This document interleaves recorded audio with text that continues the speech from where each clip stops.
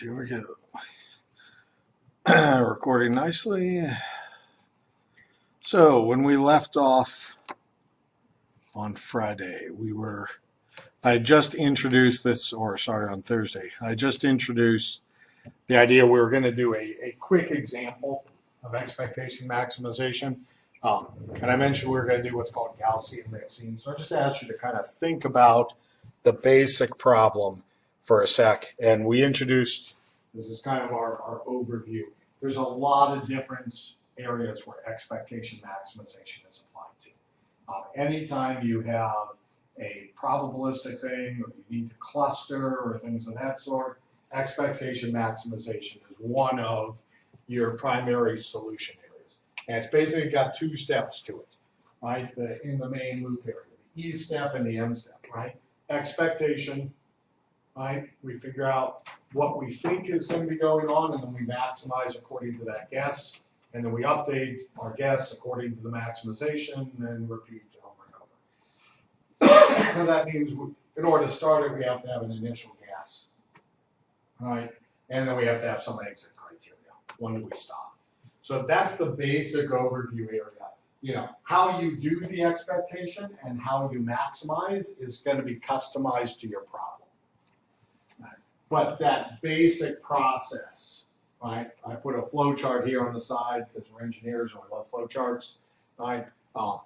But that process is what we're going to do each time. So just think of each one of these, right? So for instance, we're going to do a Gaussian mixing model. So you would expect I'm going to have two Gaussian distributions, right? And I'm going to have to calculate an expectation based on those distributions, and then I'm going to have to recalculate the parameters of those distributions.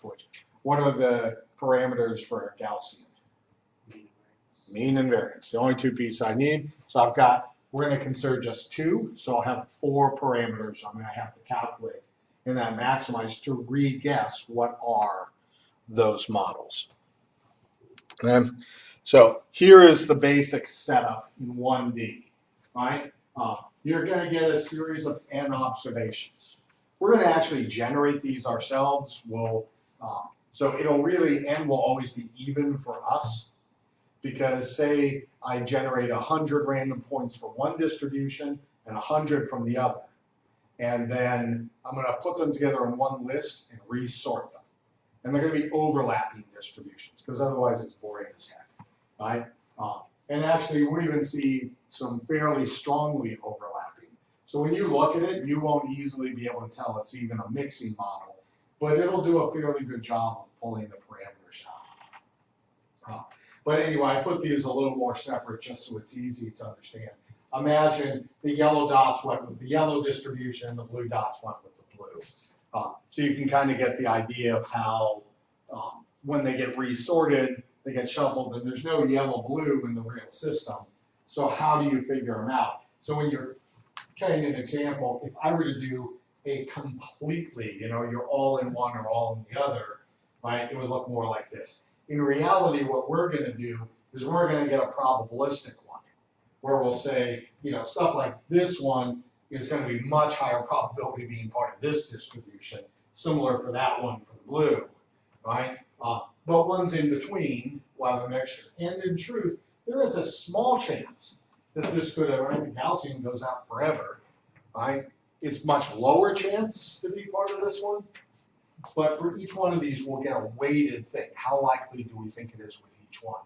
And therefore, right, in our case, since we're going to make equal numbers of them, the probability of A and B will be the same, right? Because out of, let's say we make 100 of each, the probability to be an A just at random will be 50%, so the probability to be an B will be 50%.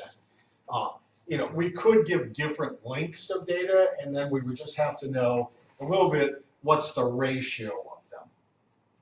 Yeah. Does this run into issues when the centers get really close? Yes, but we'll make it where the centers, the trial data, I think I picked 5 at 5.25 as the centers, and I made the standard deviation, I think one was like a half and the other was 1 or so, or maybe it was 1 and 2.5. They strongly overlap. and the centers are really close. And we will pull out fairly, it won't be perfect, you know, it's like 5.25.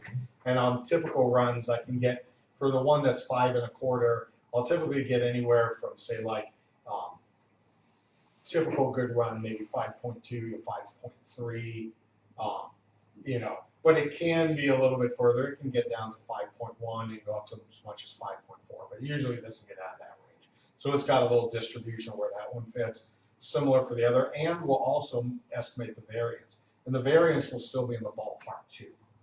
So we will actually do a fairly good job on it. You know, it'll be fairly close. Right? There will obviously be some variation. If you give more at 100 points, that's kind of typical numbers. If we go up to 200 points, I'll be probably within a few percent of the correct values. It is surprising how well it works, right? And this is actually one of those neat things because we've got actually a lot of extra data. Because from those two parameters, we know a lot about the model. And we're also saying we know it's 50-50 on the points. Right? So we'll be able to account for that to kind of normalize where they go and to calculate the probability, you know, for each one of these, right? So, you know, what we want to do is figure out I'm in, you know, the probability I'm in some distribution B, given that I'm in X, or that my data point is Xi. And I can calculate, if I knew I was in B, right, my point Xi, what is the probability that that is my point, right? That's just a standard Gaussian model. If I know my standard deviation and I know my mean, it's pretty straightforward to figure out how likely that point would be from it. So I can use that, and you know, a similar one would be for A. I didn't put both of them in because it's pretty trivial. It's going to be the same equation, just substitute the other one's mean and variance. So that gives me everything on this side, which then lets me predict, in essence, what's the probability that this particular point was in B. And the probability of being in A is 1 minus that. Because you're either in one or the other. And so we can get a weighted area. And then we can use those weighted areas. We know our data, and now we'll have the probability it's in each, so we'll have a weighting parameter. And so I can use those weighted values. Instead of doing a sum up there to calculate the mean, I can do a weighted sum. Right? The probability that you're actually in that distribution times your point. Right? Add it all up. The number on the bottom will be the sum of all the probabilities that points were in that distribution. So I could then calculate a mean off the probability of those points. Similar, right, for the variance. Right now I've got a mean value. I could do a weighted point, right? And similarly, you know, a sum of the weights. So I can calculate, you know, that would give me, you know, a variance, and square root gives me the standard deviation. So that's pretty trivial. Right? But then I'd have a new mean and standard deviation, which I could put into this and calculate a new weight. And that's what we're going to iterate. Right? Those steps back and forth. Right? So initially, we'll take a wild guess on these two values. Right? Because that allows me to do my expectation. Right? That's exactly what Bayes gives us, because this is just, you know, a Bayesian prediction. Right?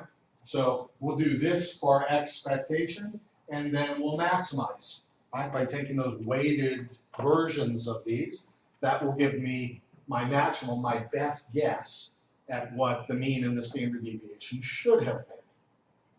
So, you know, this is actually step 1, that is step 2. Make sense? And these are just straightforward things, right? That's just, you know, calculating sample mean and standard deviation, and this is just standard Bayes probability stuff. So we just want to write that whole thing, right? We're going to do it like everything else in pieces. So this is my outline for you of our function. So just like we did before, I want you to think about writing your code, not by just sitting down and writing, but by breaking it into logical chunks so you can fill them in, because it's a better way to develop your code. So, you know, I have EM, expectation maximization, in one dimension. This is a 1D problem. Somebody's got to pass us X, and we're just going to say, I want to do a certain number of iterations, right? Which will, you can see in there, I just put for iteration equals 1 to iter. So it'll just repeat that many times.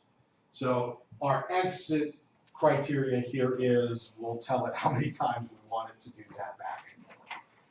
For this type of a simple problem, you know, 10 will get you a fairly decent one. So it's a reasonable guess for an exit criteria. This is more kind of a learning thing, just how do I write these and to think about them, so it'll make more sense. We also know that when we go through this, I'm going to have to do this for every point inside the distribution, calculate them. So I just threw that for loop in here as well, just to get us basic structure. All of you have seen LaTeX before, so I kind of wrote this in pseudo LaTeX for my comments because it's the easiest way to write a formula down. So these are, if you notice, you know, I have the PX, right? That's this. You'll see, right? You know, frac 1 over S, right? Times the square root of, you'll see, so it's just your basic standard, right? Square root of your variance is standard deviation S, right?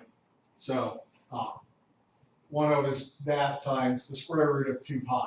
That's basically this term, right? Times e to the, right, exponent. So I just wrote it in LaTeX form, right? That's just the equation copied up. And then I kind of just rewrote it from, now I didn't actually follow this equation. I found this picture online after I had written it up. You know, so they have already done that second step. If you look up a standard definition, they usually just say the variance times the square root of 2 pi. But it's actually easier for us to do it this way, right? And part of the area will have to do with what I'm calculating here, right? You see the 2, right? So it makes it it's one of those kind of time savers, which I kind of, right there where it says denominator 2 times s squared, because 2 times sigma squared, 2 times sigma squared. So that's just when we're calculating this, it'll save you, you know, we can pre-calculate that. And then the weight, the front term, right? It's just that the square root of that denominator, right, times pi. Right? 2s squared times pi. That makes sense. So it's just shorthand by suggesting variables for how you break it up. Then you could just calculate the probability x using that weight times e to the, and you'll get the fraction and then denominator on the bottom. So it allows you to rewrite that into a simpler form. A lot of times small manipulations and groupings of variables lets you simplify your calculations significantly, particularly if they're going to be repeated a lot. It can become a big efficiency and therefore speed increase. And then inside this area, right, when we're doing the elements, we're going to calculate the expectation. We know what that is, right? So we have to calculate the PDF, right, that probability distribution function for each point. And then from that, we'll do the next area, which is getting into how likely it is. Good? Okay, so I think the next one I've got. Nope, I actually do those. So what I want you to do then is write up your code for the green for doing each of these steps. How do you think I would calculate each one of those? And you should calculate for both A and B, the two distributions.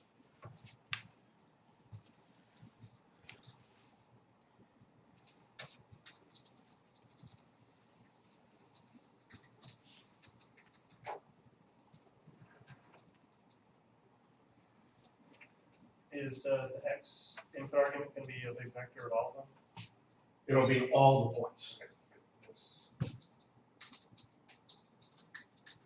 All right, and then This is just that one, and this is your PDF. Okay.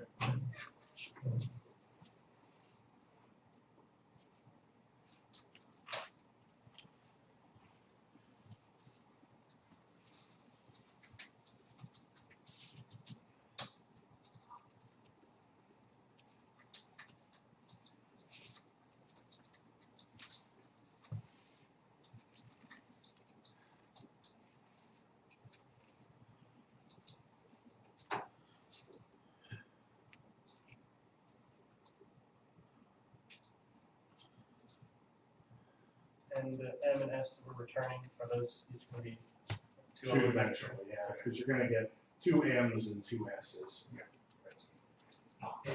So you're welcome to write your two ones using M1, M2, right? Yeah. Are we going to create our own guess in the function, or are we going to ask for it? Our starting guess? So we will have to make our own starting guess. We could have something where it passes it in. I'll show you a quick and dirty way to make a guess.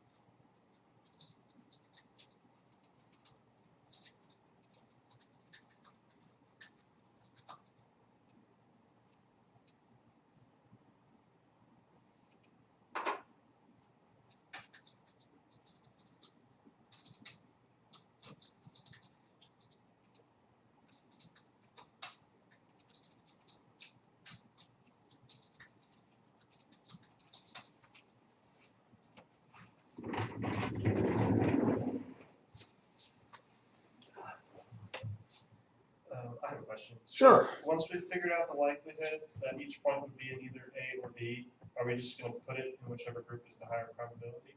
No, we're actually, all's the last stuff I ask you to do. You're not writing the whole thing. Oh, okay. You're only writing the green commented I parts. see.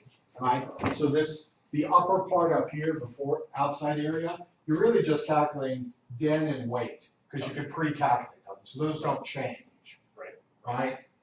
So that's really all that is. But I wanted to explain why were you calculating den and weight, right? And then what's left, that last comment line, is actually what you're writing to calculate the PDF, that each point is in a distribution, right? That is what that probability of X is, right? And then how likely for each distribution is you're calculating this, right? For how likely I am in A and how likely am I in B. Does that make sense? Yes. We'll do the next step together again. I just break things into chunks.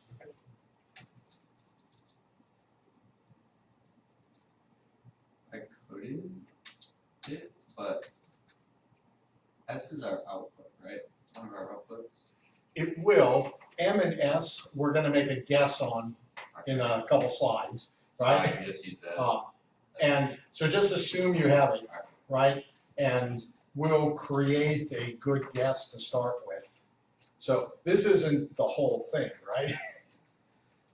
But writing an entire expectation maximization in one step is not easy. We feel good with this? I think this is like 6 lines of code or something, so it's not too horrible. Okay, I was wrong. 8 lines of code. All right. So we have the denominator and the weight for each one, right? And that's just straightforward. Right? I just have the S squared and whatever. You know, and you have to calculate the denominator first. I could have put denominator and weight inside of a short little vector if I wanted, but I just call it 0 and 1. But yeah. So this is kind of just the thing with me in general for scratch variables. I don't like to make them big, just because it's when I look at the code, I can just look at this and go scratch variable, actual variable I'm working towards. Now, not everybody does that. That's my own weirdness, but I do find it easier to kind of follow. All right, so those are straightforward. And again, these are also, right, this statement here, right, weight times exponent, right, the particular x I'm on minus the mean, right, that is directly that last line. Just put into formula here. And I have to do it for the two distributions, so I calculate those. The likelihood in that is a ratio, right? How likely I'm in one versus the other.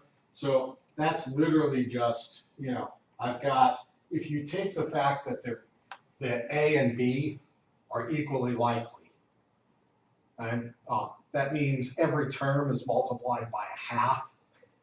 So I just removed all the halves and didn't calculate them, right? Because that assumption just makes my life easier here.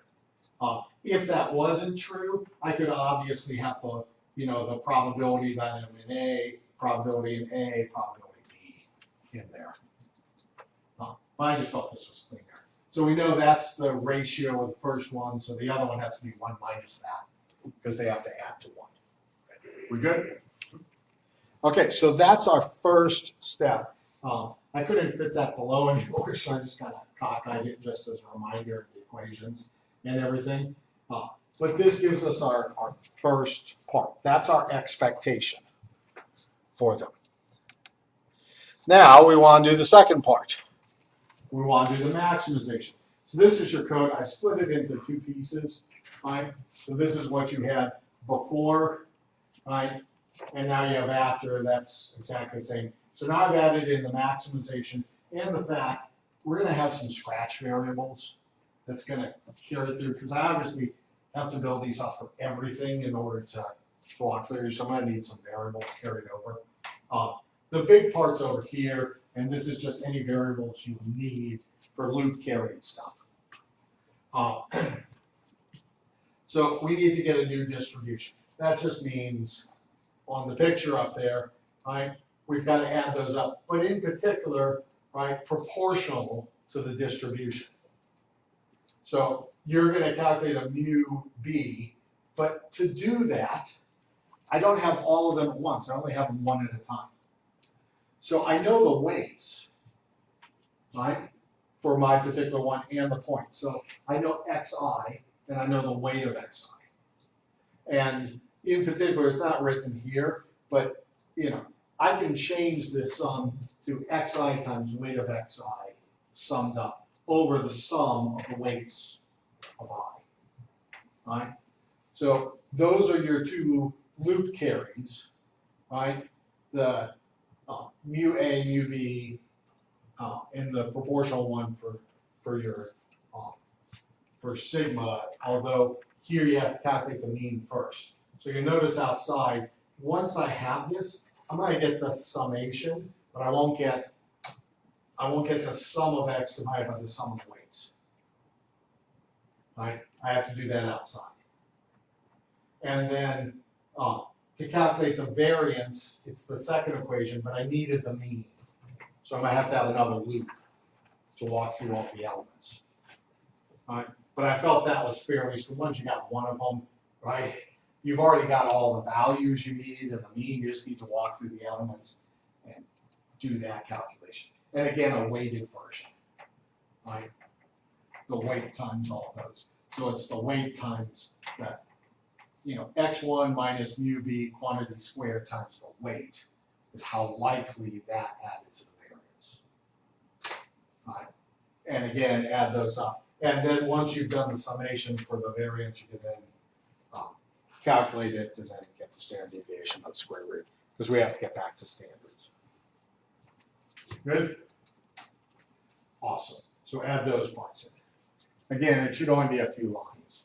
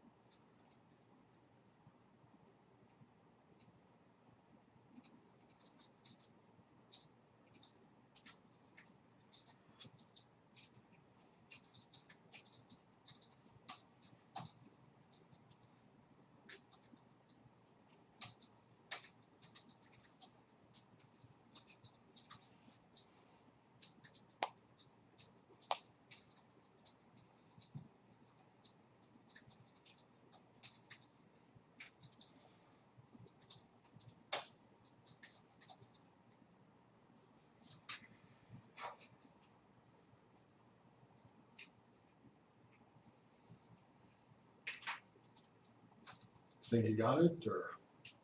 Here are the means. I guess it's standards. Yeah, you have to write another loop for this. I didn't put the structure of it in, but, you know. But you don't need to recalculate all that other junk. You just have to do a loop for summing up those, the sigma squared ones.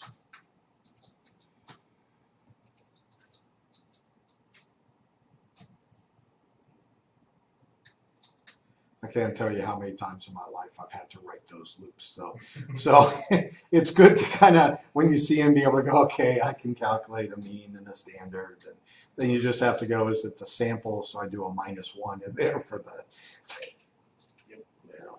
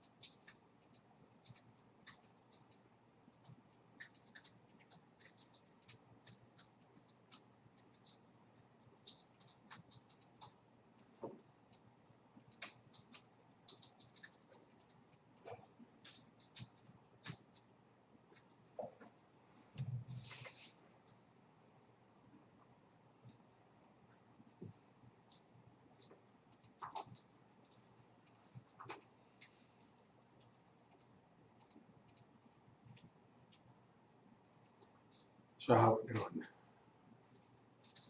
I'm happy to give you as much time. I just also don't want you to be like done and bored. I think I got it. Or have a question, conversely. Good, a So- little more time. I'm doing most of this with methods like element-wise metric stuff. So, So you could actually do them if you wanted. okay. I just did this one in a simple loop and just, Right. you know, because this is a one-off, right? Right. We don't actually care about this problem, but this is the simplest problem I know that's solved with expectation maximization. And I guess you could do a coin flip also, but yeah, I mean, conceptually, this is a pretty easy one to visualize. So I just wanted you to get used to the process of writing it before we tackle the bigger one like nuclear decay and absorption and stuff like that. So, you know, the dry run just really seems to help with a lot of stuff. So I don't really care how fancy you make it or don't make it. It's really your own comfort. As long as you understand in this one, hey, what am I doing with the steps? That's all I really care about. And then we'll kick it a little bit just to see what it does. And you can try a few different values. That way you can also get some experience to see, wow, that does better than I expected it to. Right. You know, so it won't be quite as shocking when it does tremendously better than least squares does. When the data is small, right, which is important in our case because with nuclear decays, it's a small data set. So, all right. We good at jumping to the next? Cool. So you can see it kind of blows up size-wise, but it's not really huge, right? So what I had to do with these, I just called mine M-new, right? Because this is just my summing variable for it. So I just set them as zeros initially because I'm going to do this loop every time, so I have to reinitialize to 0. And then the total weight for each one is just the denominator, it's just a number I'm summing up. So again, I have to set that. And I just did this because I just got tired of writing them separate. So yeah. Anyway, the outside the calculation is trivial, right? I just take the respective one divided by its total weight. So in here to add them up for the first distribution, right, it's the standard plus equal, but we don't have plus equal, so right, you know, it is what it was before plus. We now have to calculate the ratio, right? That element times the x of the element, right? That's just fairly straightforward, right? So I just do that, walk through all the elements, do the same top and bottom. Boom, I've got the mean, right? Then you could literally just take this and delete most of it as a copy down here, right? Because all you're doing here now is I'm going to calculate this one in my S-new. I'm going to, you know, build it up as well, right? So I had to also initialize the S-new. I just did it all in one spot. Yeah. And so I just sum up it was what it was before, plus I have to take that ratio of the weight times, and then this is just what's inside, right? The element minus the mean quantity squared. So that gives the weight, and again, this is exactly the same. You know, notice I didn't calculate the total weights again, because it's exactly the same, so why bother? It's already there. So if you did again, it's not wrong, it's just, you know, less work, faster. And then I just did again. And I did the -1 because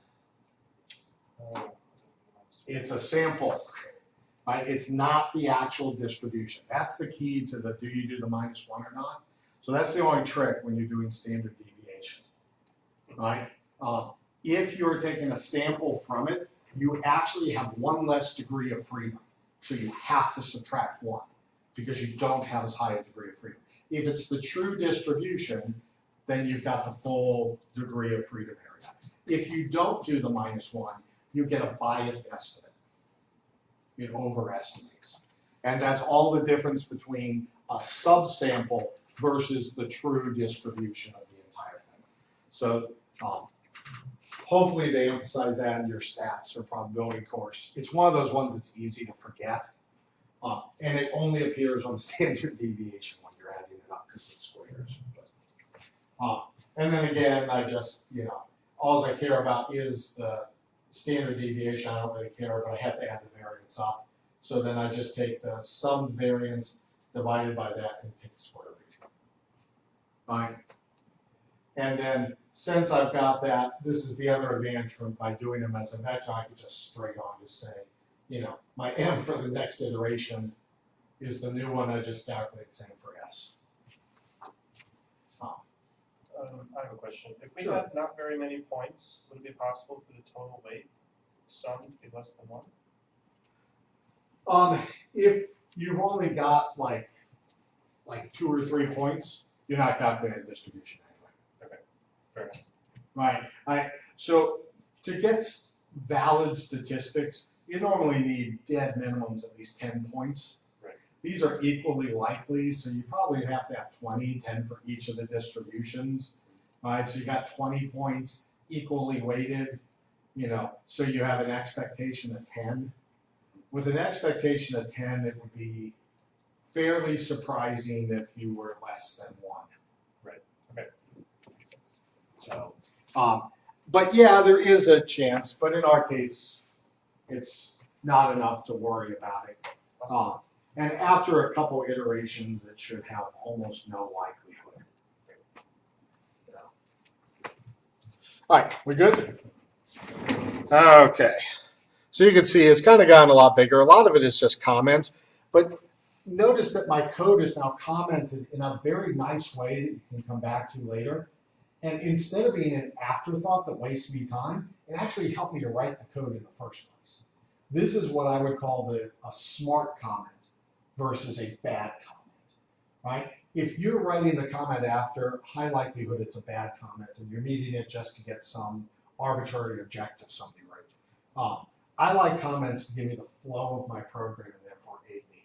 This is a shortcut idea from something called extreme programming. So it's one of the programming methodologies that's out there where you try to do a lot of stuff to basically make it more straightforward and easy to write your code and to read your code.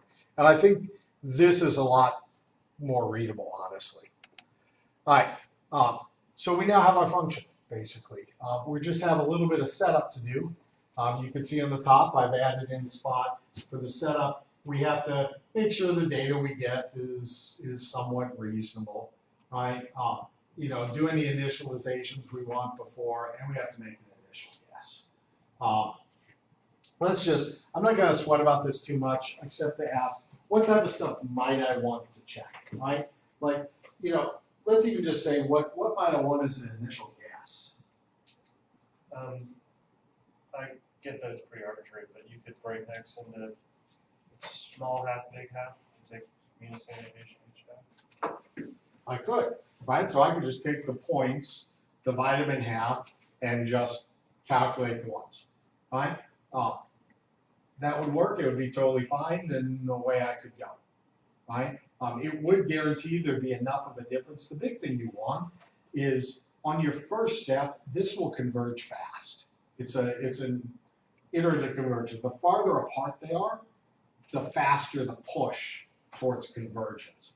So in some sense, a bad guess, as long as it's not bad guesses, they're pretty darn close to each other, so it has trouble separating them. As long as they're distinctly different, you're probably good. So that's one very reasonable way to do it. Would there be an even lazier way to do it? Right? What can you think would be the laziest way possible to guarantee you get two very different means that are still valid for your data? Right? Because we want them fairly far apart from each other, but it's got to be on the scale of my areas.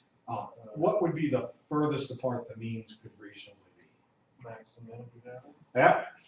So that's another reasonable way to pick it. How do I pick a standard deviation? You could just pick any number in between that range. Just send them to be 1, right? Yeah. So that'd be really darn fast. So you could do a smart guess, which could be very nice. Split the data and go. You can be lazy and pick min and max and just set the standard deviations to 1. All right? And then just think about what you might want to do for data checking. We're not being super fancy on this, but I just, you know, and anything we might want to initialize, you know, off the bat.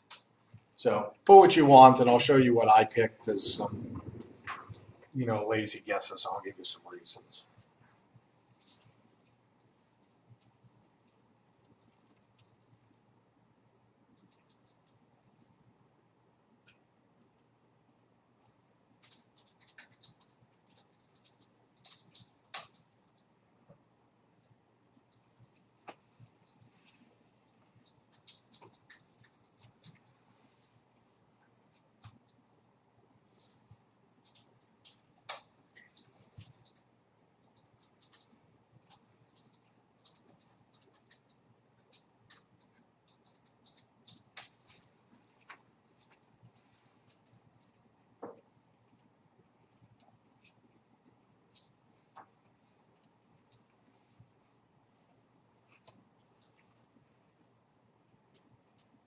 Ready to go? This one isn't super huge. This is, you know. So some things that, you know, obviously I already told you my basic thing, right? I pick my means to be my extremes, and I just set the standard deviations to be 1. It's lazy, but it works perfectly fine with 10 iterations. There are a few things I need to do, right? The ratios, I have to initialize them. And particularly just since they're kind of larger for them, it can be nice to just have that. And those, the one thing I did to ensure on mine, right? So the n equals length of x is just we use n, right? 1 through the elements. So that's an initialization. X equals sort x is what if somebody gives me unsorted points?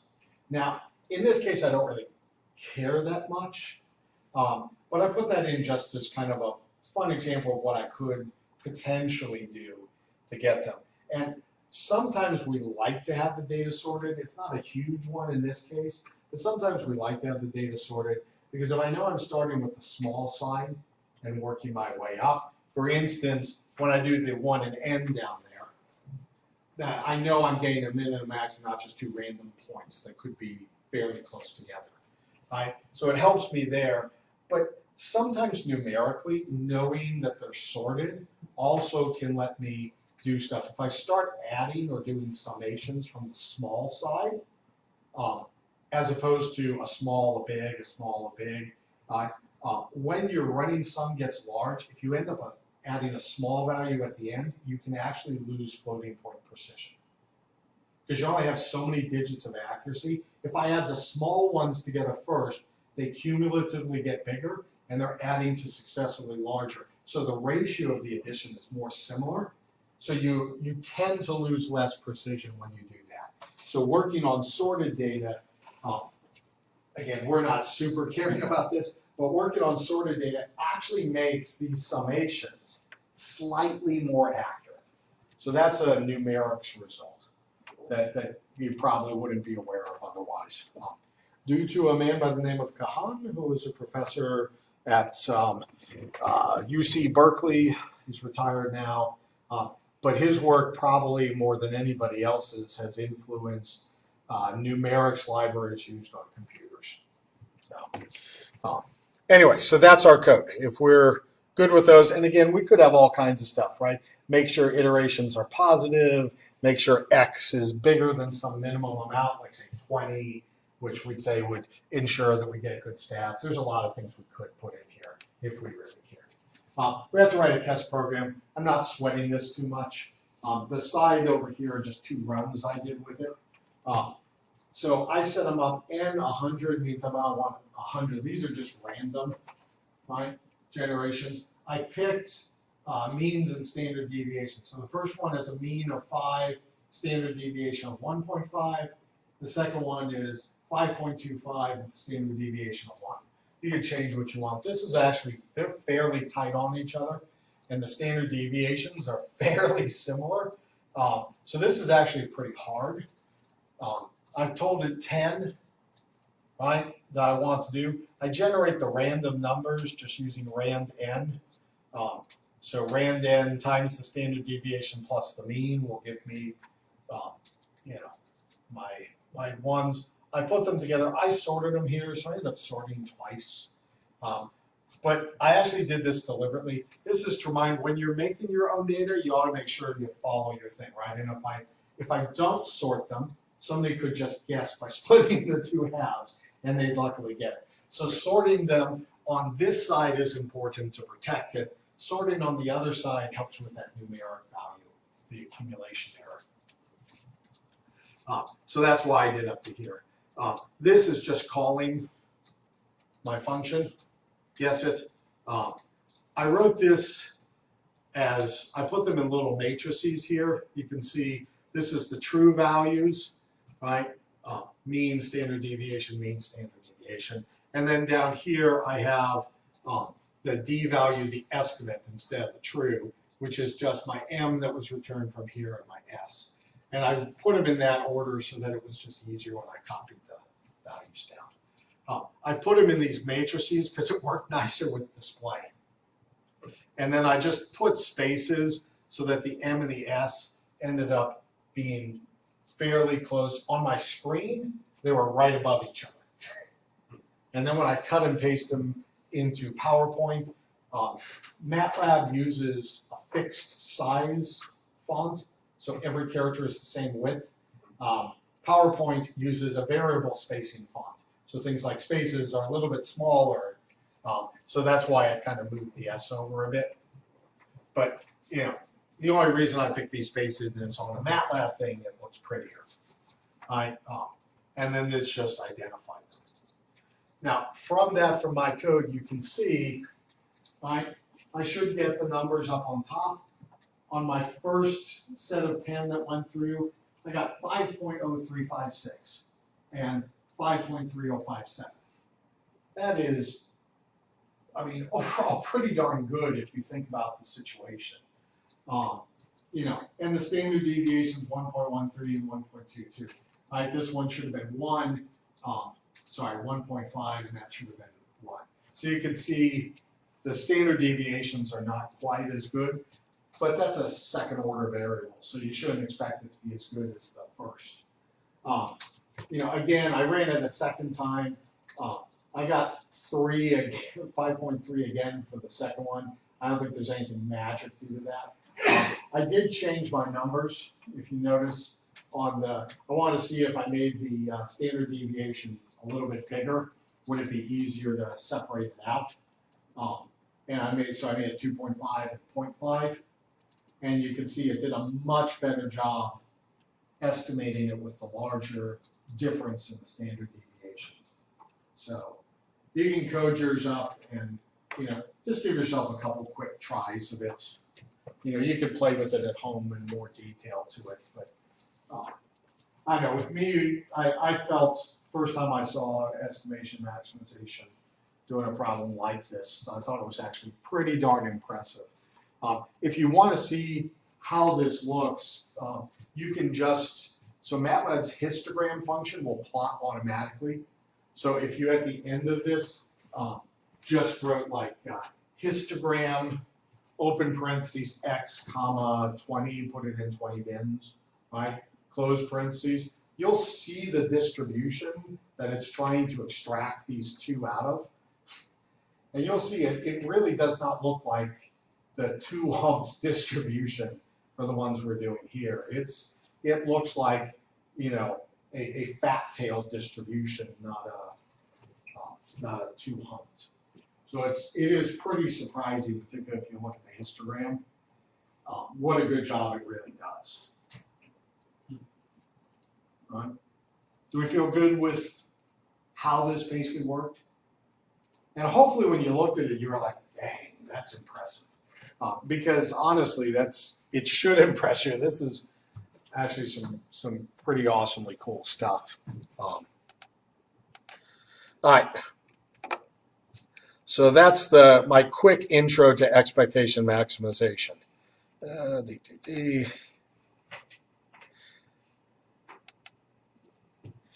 What I want to do now, to actually do the one for pet is going to be more involved. So what we're going to do, I've got about 25 minutes here. All I want to do is make my fake data generator. Right? So that's why I call it build your own pet. You know, it's because how do we get the data for our pet scan? So we're just going to go through and generate the fake data. So this is actually would be part of your test script. But I think this will help you be more familiar with the problem. This does no expectation maximization at all. This is 100% legitimately, how do I fake data reasonably for this problem? At the end of it, we'll actually have a data set and you can look at it and see, you know, does my data look reasonable? Then you know you've got good looking data. Then we can, you know, for the previous one, gain a Gaussian random variable was a one-line thing. Here, it's not a one-line thing. Then we can move on from there. All right, so build your own pet. So this is our basic setup. There's kind of 2 different things going on in here. So I want you to kind of realize the first one is the emission spectrum that's going on, and the other the absorption.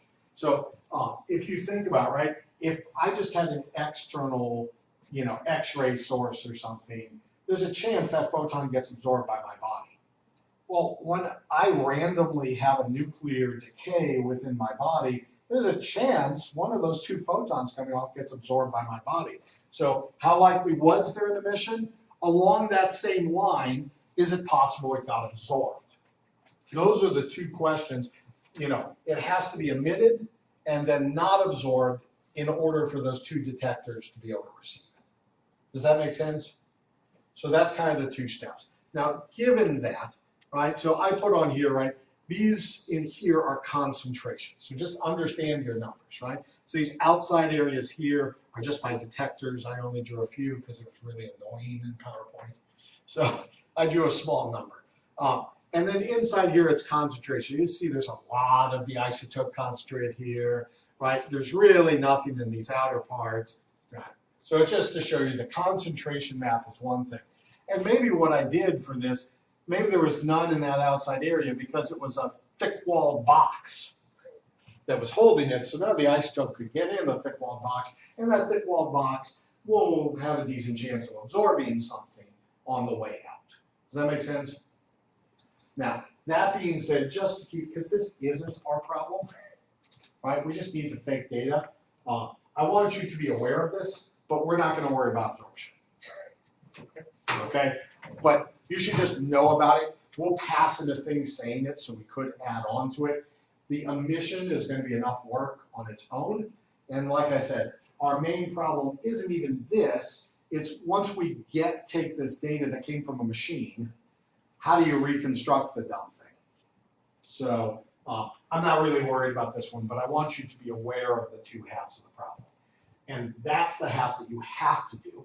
If we assume everything's equal and they're high energy and the absorption rate's low, we're legit in it. And you'll see it'll still do a good reconstruction job, even while ignoring that part. When you get larger ones and there's bone structures and things, it becomes important. But again, this is your first approach to it. So I didn't want to obscure the beauty of the method by some of the ugliness of the details. Do we feel comfortable with the idea? Okay, so let's think about what we're going to generate, because we're going to do that same basic process. We're first going to write a prototype thing, right? So we're going to have to, making PET or whatever we want to call it. And we're going to have to set up some basic things, right? And we'll probably have a setup section. We'll probably have something that walks through. What would I have to do for this one, do you think? You have to generate all possible decays that could happen. You're generating a full set that somebody's going to be able to reconstruct. So imagine this is running for a while. We're really just doing the left side one here. And there'll be decays that happen, right, along that red line. And we're going to have to do this for all possible red lines, which is between any of these different detector pairs, right? So I'm going to have to go through all the detector pairs, right? And I'm going to have to figure out how many decays happened along that line. Does that make sense? So what type of information am I going to have to code up? Well, you're going to have to know the location around the circle of all your detectors. Exactly. So I got to find all my detector locations. Good. And then figure out the angle and offset of the red line for each one. Yes, I will. And then figure out which boxes it goes through. I don't know. Yeah, I'll have to figure out which boxes it goes through, and then I'll have to take a look at, for all the boxes that it goes through, I'm going to have to add up that Poisson distribution, remember, that says how likely a decay happens. Right? So you've got right there the basic outline. You'll see we'll walk through that pretty darn close to that exact point here. So here's my first startup, right? You'll notice I've done this one 2 columns because I just couldn't fit pictures that were meaningful, small enough. So the only thing on the second one now is just the end. So function to end. And then we always want to know how big. The IG and the IC, IG is the image geometry. That's that second picture we said we're going to ignore, but we're passing it to ourselves. IG and IC should be the same exact size, right? And so it doesn't matter which one I check. In reality, I should probably check both and make sure they're the same size. That'd be good data checking. All right. So IC is the concentration. So notice I put these in comments right after the function. I could have put a lot more in there, but I put at least the definition of what my basic variables are. Why put comments immediately after that one, describing the variables and stuff like that? So that if you're gonna call it, you know what to give it. Yeah, but how does that help me here, right? Oh, Somebody doesn't pull. Well, you can remember what they'll mean. Yeah, there's actually an added bonus in MATLAB. So you might not be aware of this. Just write up what's here through the end. Save it as make pet. And then on the command line, type help space make pet.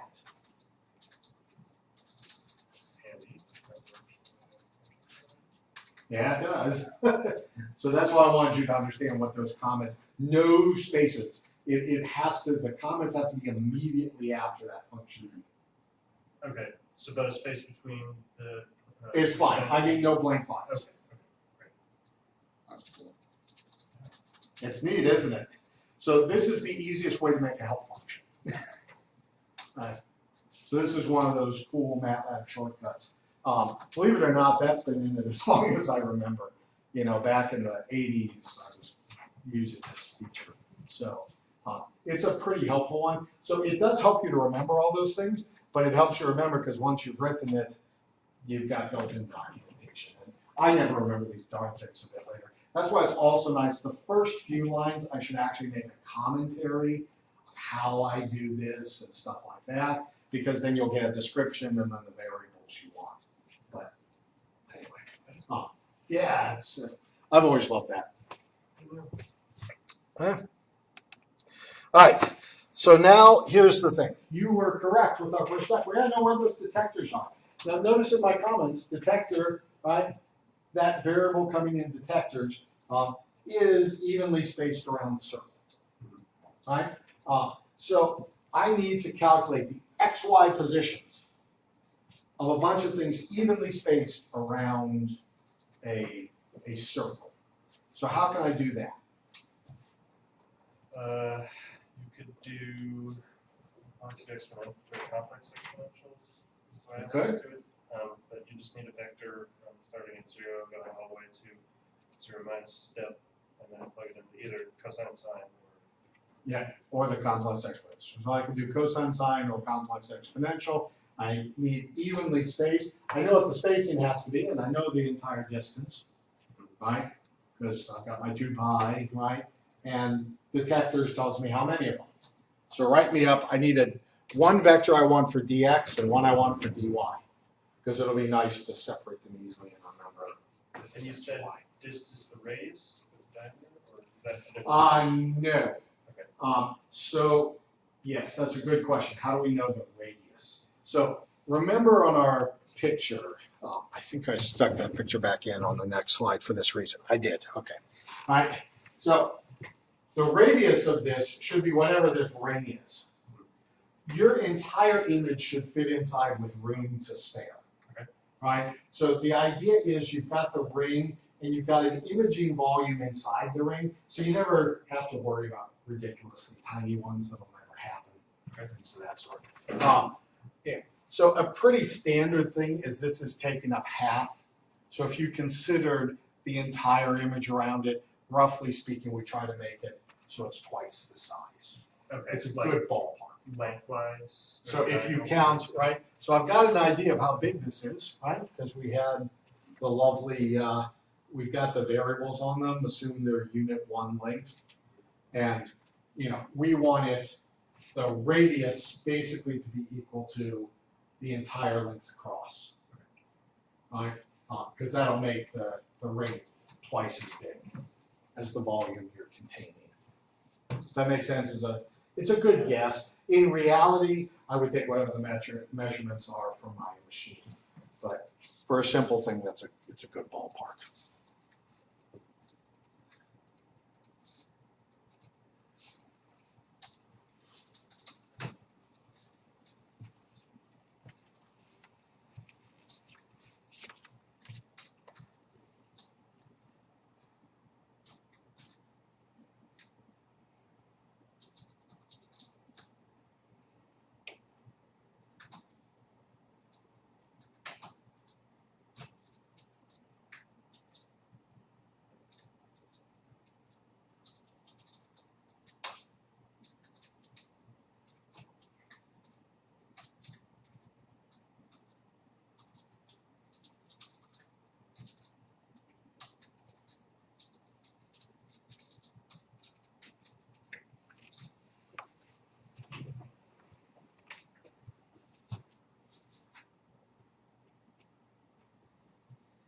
Good?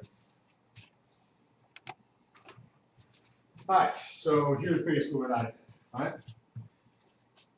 So I know the other image is rows and columns, so I just added up, squared them. I guess I made mine a little bit smaller. I don't really care. You can pick yours smaller or not. That's as long as you're consistent with whatever size you pick off them, you're fine. So I picked this one just so it fit to the corners. I actually wrote this code a while ago, so I didn't remember my exact size on it. But again, that's not hugely important. You might want to make yours divided by 2 because I use that same definition later. Then I calculate what is the detector angle. So I just take 2 pi divided by the number of detectors. That's your jump. I set an initial, right? Because whenever you're doing a for loop, if you do here, you get static memory. If you do it inside the loop, it's dynamic, and so it's a little bit slower.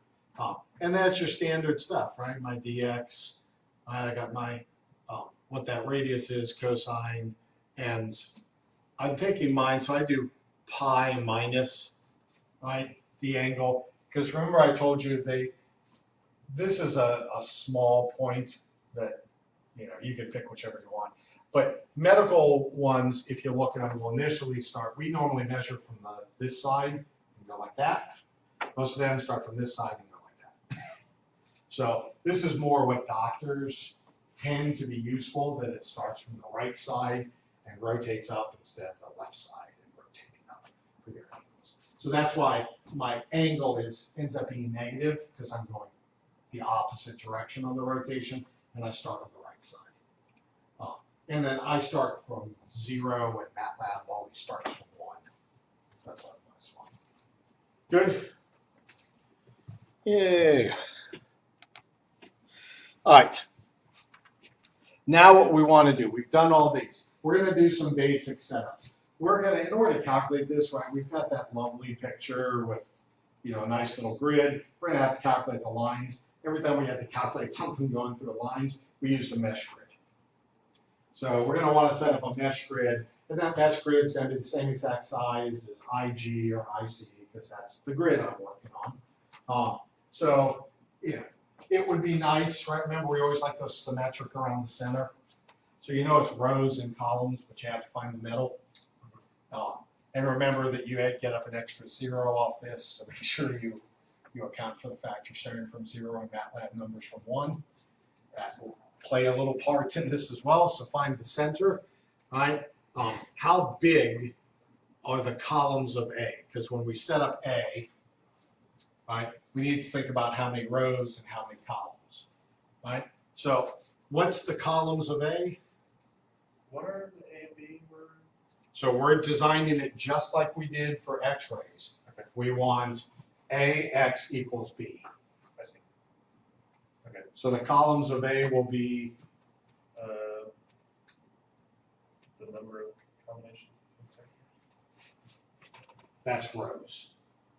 All the because every combination between the detectors, each combo between the detectors will give you a measurement. Oh, I see. Right, so your measurements are the rows, and your columns are the things you're trying to estimate, which will be the concentrations. Okay, so that'll be the number of voxels. Voxels, exactly, in the original. So in this case, it's 2D, so it's just based on those. Right? And so A will, of course, will initially set to 0, because we'll just add more stuff in later. And then the mesh grid will base off of from the center. Oh, I see. This is going to be like the threshold for the line of vision. Okay. Cool. Give me your best. Oh, and I guess I also have up there notes on the top. I just want the for loops. Okay. How would I walk through all the pairs, right? Pairs of detectors.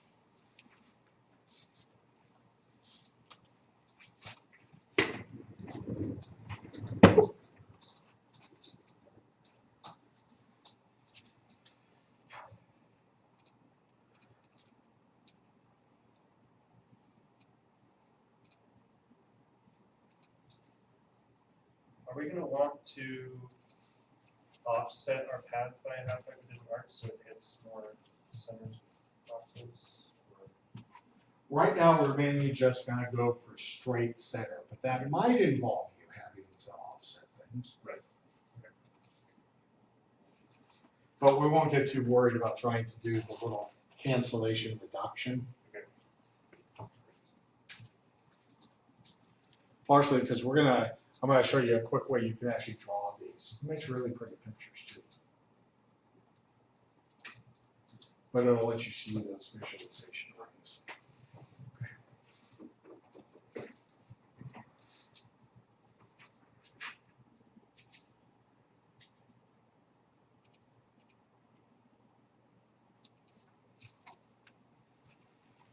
Whatever we don't finish today, we'll finish next time. So, no sweats.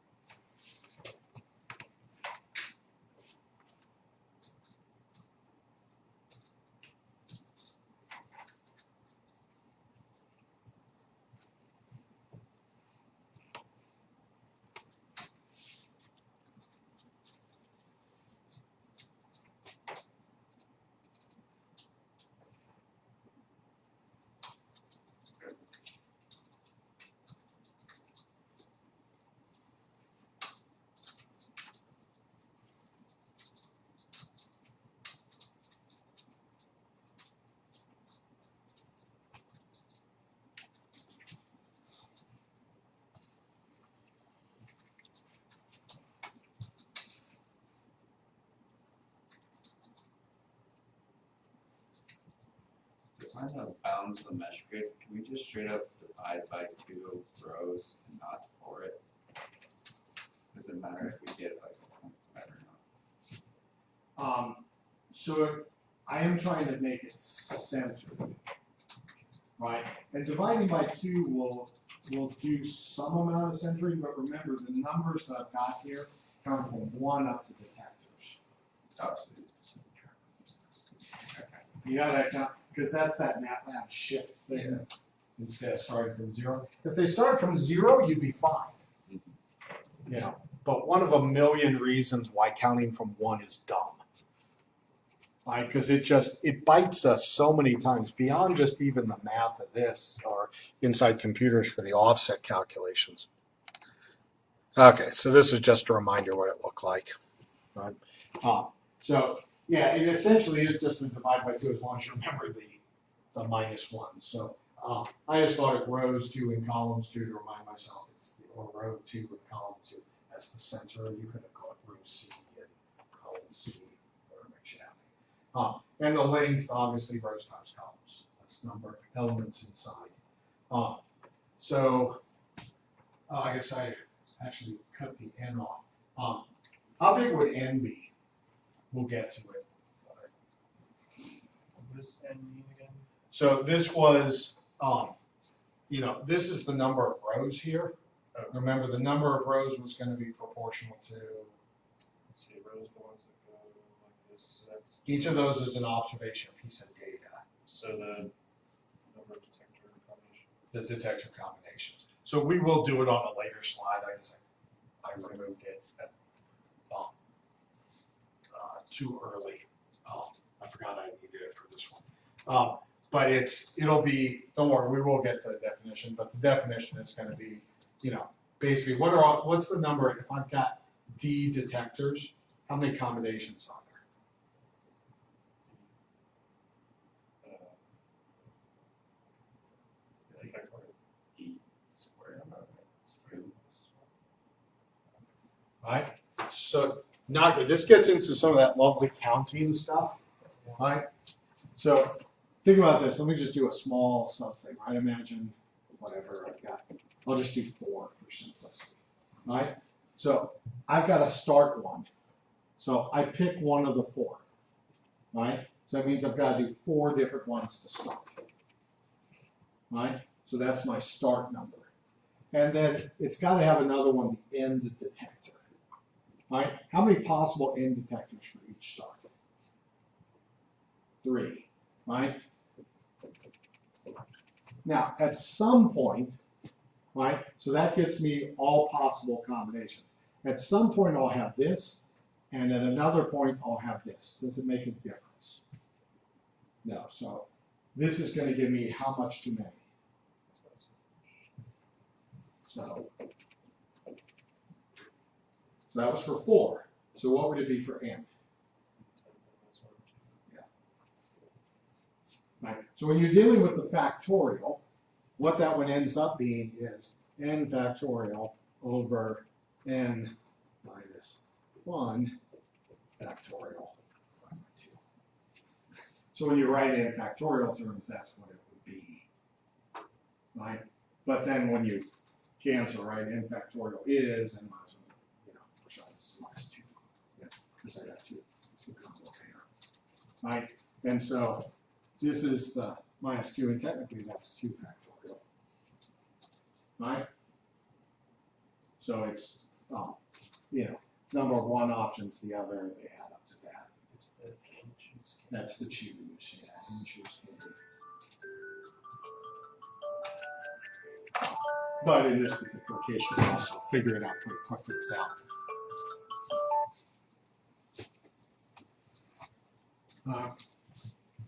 So that's what n will be. It'll save you 1 line in the future, right? And these were just initializations. So actually, that one I didn't need to have initialized here. I could have deleted that one, but anyway, that's just for the loop starting off, right? The mesh grid, right? Minus rows, minus columns, right? That gives me my mesh grid, and then all I'm doing here, right? I did a double nested loop walking through the starts, right? So the starts walk through all the ones, and the ends to avoid the double. I start just after the start position. So as the start moves, I won't get the repeats when I do it. So that's just kind of the key with that walking through the combos, to remember to do that shift, right? The second loop is dependent upon the start of the first. Okay, we'll finish the rest of this next time. If you want to think about in advance, the next thing we're going to do is to find all the voxels along the line, just like you said, right? So now I've got my 2 combos. How do I find those? So you can think about those, and we'll do it next time.